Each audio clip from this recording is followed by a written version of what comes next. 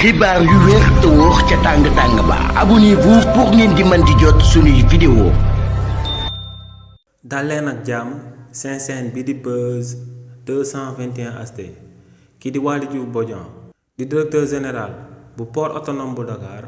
am na akub jàppante bu daal di jaar ci diggante moom ak kii di Bougane Gueye Dany di njiitalu parti politique bi ñu dippee Gëm Sa Bopp. coo loolee nu mu demee moom mooy que ne kii di Bougane Gueye Dany dafa songoon kii di Waly Diouf Bodian daal di koy xamal que ne mu neex ko mu naqari ko lu ko war moom mooy mu daal di amal déclaration de patrimoine am daal di wone bépp koom bu mu amee ci réewu Sénégal. ginnaaw nag boobu kookee di Bougane Gueye Dany amalee li ni mel jëmale ko ci jëmm kii di Waly Diouf Bodian kookee di Waly Diouf Bodian da ko cee daal di tontu kii di Waly Diouf Bodian ne lu leer ba am moom mooy que ne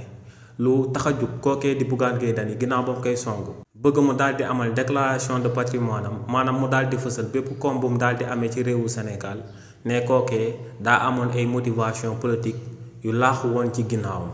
ndax ne réewu Sénégal ay junney DG ay junney PCA ay junney ministre ñoom ñoo fi daal di nekk waaye ne kii di Bougane Gueye Dany moom kese dong la daal di ciblé ngir mu daal di amal déclaration de patrimoine am nee nag lu leer ba am moom mooy que ne loolee Bougane Gueye Dany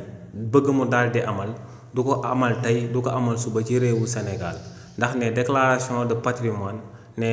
loi moom moo ko daal di encadré ci réewu Sénégal donc ne du akub politicien boo xam ne xamatul fu muy teg ay tànkam du kookee moom mooy ñëw di ko forcer ngir muy daal di amal akub déclaration de patrimoine. kàddu yi ni mel la kii di Waly Diouf Bodian di directeur général bu port autonome bu Dakar daal di fësal daal di koy tontoo kii di Bougane Gueye Dany mi nga xam ne moom mooy njiitalu parti politique bi ñu dippee Gëm Sa Bopp. xibaar yu wér te wóor ca tàng ba abonnez-vous pour ngeen di mën di jot suñuy vidéo.